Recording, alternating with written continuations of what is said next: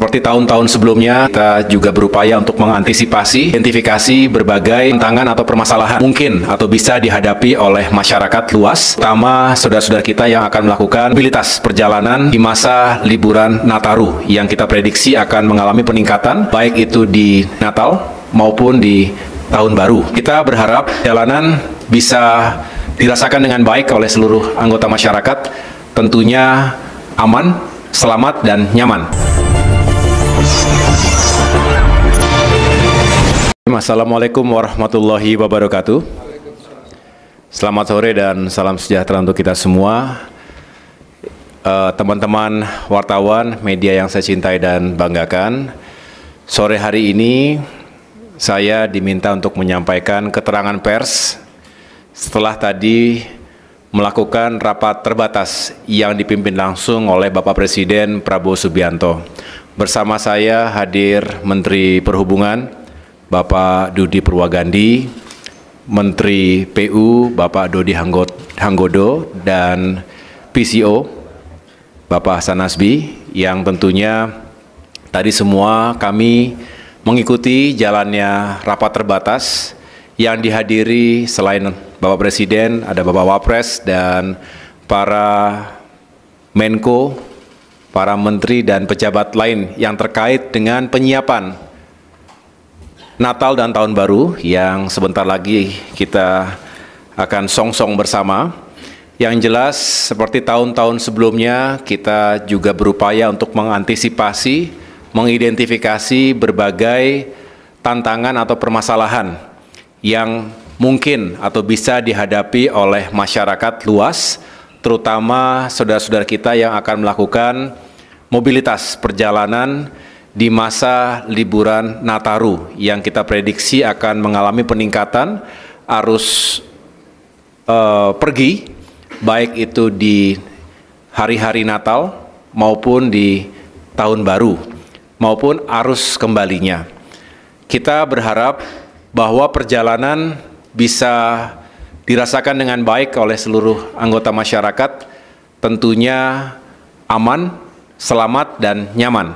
Oleh karena itu, tadi Bapak Presiden Prabowo menyampaikan dan menekankan kepada kita semua agar masing-masing kementerian dan stakeholder yang memang bertanggung jawab pada isu kelancaran, keselamatan, dan keamanan Nataru, terutama juga diantaranya untuk meyakinkan agar saudara-saudara kita yang merayakan Natal ini bisa beribadah dengan baik dan merasa aman dan nyaman. Tadi juga Bapak Kapolri memberikan penjelasan bahwa sudah dipersiapkan satuan termasuk personel Polri yang di backup nanti oleh personel TNI untuk bisa mengamankan berbagai lokasi, apakah itu rumah ibadah, kemudian juga rute-rute perjalanan yang digunakan oleh masyarakat luas. Dari Menteri Perhubungan tadi juga sudah menjelaskan, melaporkan bahwa berbagai moda transportasi, baik darat, laut, udara, maupun kereta api, ini juga sudah dipersiapkan sarananya, termasuk prasarana pendukungnya, apakah bandara, dermaga, stasiun, terminal, dan lain sebagainya. Ini benar-benar bisa mengakomodasi diperkirakan 110 juta masyarakat yang akan melakukan mobilitas, baik antar daerah maupun di dalam provinsi yang sama. Ini juga akan terus kita kawal, kita monitor melalui command center, posko atau posko yang digelar di berbagai titik yang memiliki kerawanan atau kerentanan terhadap situasi yang membuat traffic itu perlu dikontrol lebih baik lagi. Karena nanti diprediksi ada beberapa titik kemacetan misalnya, apakah karena memang itu rute klasik yang memang harus dipersiapkan, tetapi juga di samping itu kita juga mengantisipasi jika ada cuaca yang kurang baik. Ini biasanya terjadi mungkin di laut, ya, sehingga misalnya di Merak itu harus diantisipasi kalau terjadi cuaca yang kurang baik, terjadi delay penyeberangan kapal, maka harus diantisipasi dengan titik-titik istirahat, titik-titik standby terlebih dahulu dengan mekanisme yang dijalankan secara bersama-sama melalui satgas yang dibentuk. Dari sisi pekerjaan umum, tentu kita ingin meyakinkan agar fasilitas infrastruktur dasar termasuk jalan-jalan tol, jalan raya antar provinsi, jalan nasional, dan lain sebagainya itu juga benar-benar berfungsi dengan baik. Tadi Bapak Presiden bertanya apakah yang rusak-rusak itu sudah ditangani, dan Menteri PU sudah menjawab bahwa masih terus dikerjakan, saya ulangi, sudah dilupayakan yang terbaik, dan mudah-mudahan tidak ada kendala-kendala yang terlalu berarti, termasuk meyakinkan agar benar-benar para pengguna itu bisa bertransportasi dengan aman dan nyaman. Demikian yang dapat saya jelaskan. Selebihnya di luar dari koordinasi Kemenko Infrastruktur dan Pembangunan Kewilayahan, tadi juga dicek bagaimana BBM, ketersediaan BBM selama Nataru ini. Tadi Menteri SDM juga menjelaskan secara umum sudah siap, dan tentu akan terus diantisipasi hal-hal yang mungkin terjadi terkait dengan ketersediaan bahan bakar dan juga listrik, suplai listrik, agar sekali lagi ketika ada demand yang tinggi, semuanya tetap terjaga dengan baik. Dari sektor perdagangan juga tadi dijelaskan untuk harga-harga bahan pokok diharapkan juga tetap stabil. Demikian yang dapat saya sampaikan terkait dengan hasil ratas terkait dengan Nataru tadi. Ada pertanyaan? Terima kasih Pak. Saya Emir Pak dari CNBC. Sedikit aja Pak mau tanya terkait dengan tol yang difungsikan untuk saat Nataru nanti. Ada berapa dan di mana saja ya Pak? Terima kasih. Nanti bisa dijelaskan lebih lanjut. Yang jelas kita mempersiapkan berbagai ruas jalan tol, termasuk juga kita ingin memastikan manajemen rekayasa lalu lintas untuk mengantisipasi kemacetan yang mungkin terjadi. Ini bisa saya jelaskan secara singkat, nanti mungkin kesempatan berikutnya bisa dijelaskan oleh Menteri PU. Jadi jalan tol di Pulau Jawa yang operasional itu sepanjang 1.830 km. Kemudian ada beberapa, saya ulangi, tempat istirahat dan pelayanan yang dipersiapkan itu ada 90 secara keseluruhan, dan 422 gerbang tol beroperasi. Kemudian untuk mendukung kelancaran libur Natal dan Tahun Baru, yang dilakukan antara lain, yang pertama penambahan ruas tol beroperasi sepanjang 47,6 km di Pulau Jawa. Ini ada beberapa keterangannya, apakah yang di Cimanggis Cibitung, Cibitung Cilincing, Solo Yogyakarta, Serpong Balaraja, dan lain sebagainya. Kemudian ada juga yang sifatnya fungsional, jalan tol fungsional sementara. Nah ini kebetulan nanti malam kan saya akan bersama Bapak Menhub mencoba trek direct train dari Jakarta ke Yogyakarta. Kemudian keesokan harinya saya juga akan melakukan pemeriksaan bersama Menteri PU di segmen jalan tol fungsional, khususnya yang menghubungkan Klaten dengan Prambanan, kurang lebih 8,6 km. Karena ini sifatnya belum 100% sempurna, karena sifatnya fungsional, maka memang ada beberapa yang belum sangat optimal. Tetapi kami ingin memastikan bahwa walaupun belum 100% bisa dioperasionalkan dan masih sementara sifatnya, tetapi tetap kita utamakan keselamatan dan kenyamanan masyarakat pengguna jalan tol tersebut.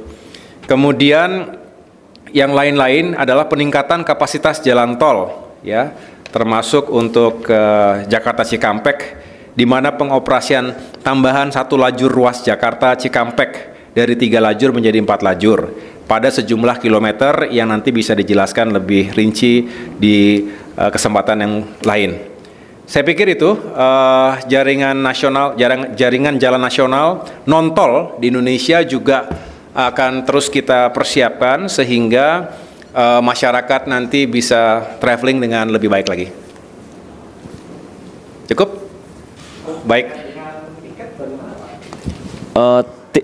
Tarif perjalanan transportasi umum selain pesawat, apakah ada juga yang bisa diturunkan atau seperti apa skema untuk biaya perjalanan masyarakat nanti? Terima kasih. Ya, Terkait tiket, memang beberapa saat yang lalu sudah diumumkan juga kepada publik atas upaya yang dilakukan oleh Kementerian Perhubungan dan berbagai stakeholder lainnya, karena terkait dengan tiket pesawat misalnya, ada elemen aftur yang berpengaruh secara signifikan, kemudian juga penurunan jasa ke bandar udaraan, baik yang ditanggung oleh passenger, oleh consumer, maupun oleh maskapai, termasuk jasa pengelola bandara di berbagai tempat. Dan yang terakhir tentunya terkait dengan fuel surcharge. Jadi kita bisa menurunkan kurang lebih average itu 10% untuk tiket pesawat. Sedangkan yang lain-lain saya dengar tadi untuk kereta api,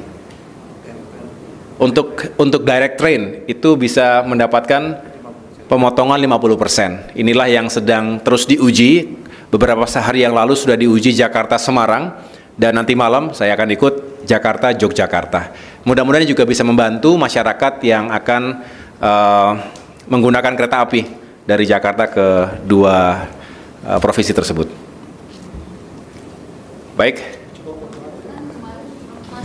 Mas Menteri, diperkirakan kan ada 110 juta masyarakat yang melakukan perjalanan. Apakah ini di breakdown misalnya berapa yang menggunakan transportasi darat, berapa yang laut dan udara?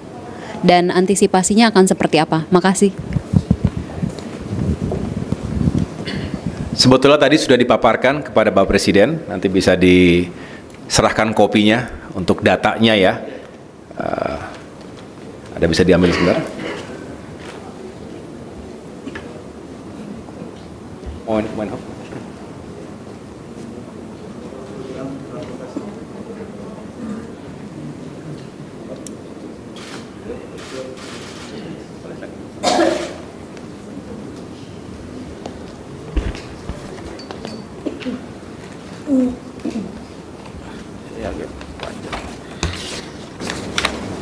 Baik, saya coba menjelaskan. Jumlah pemudik yang kami survei itu kurang lebih yang akan melakukan perjalanan adalah sebanyak 110,6 juta. Kami memang terdiri dari beberapa moda transportasi, diantaranya adalah moda transportasi udara yang masih tergolong banyak, sekitar 8,2 juta. Kemudian transportasi kereta api 6,8 juta. Penyeberangan, terminal atau ke darat itu 2,5 juta, penyeberangan 1,6 juta, dan pelabuhan 1,3 juta. Untuk detailnya nanti akan kami sampaikan juga kepada media mengenai jumlah yang akan digunakan oleh para, mengenai moda transportasi yang akan digunakan oleh para pemudik. Kurang lebih demikian untuk penjelasannya. Ada lagi? Silakan, Bang. Nanti bisa di share ya. Siap. Cukup ya, Bapak Ibu sekalian? Cukup ya? Sedikit menambahkan aja Pak, tadi Bapak kan sudah menjelaskan soal adanya stimulus di bidang udara ya Pak, transportasi udara dan kereta gitu. Kalau untuk transportasi lain seperti di sektor transportasi laut misalnya penyeberangan feri dan perjalanan di jalan tol gitu, atau itu juga apakah akan ada stimulus serupa Pak gitu? Masih harga yang sama ya.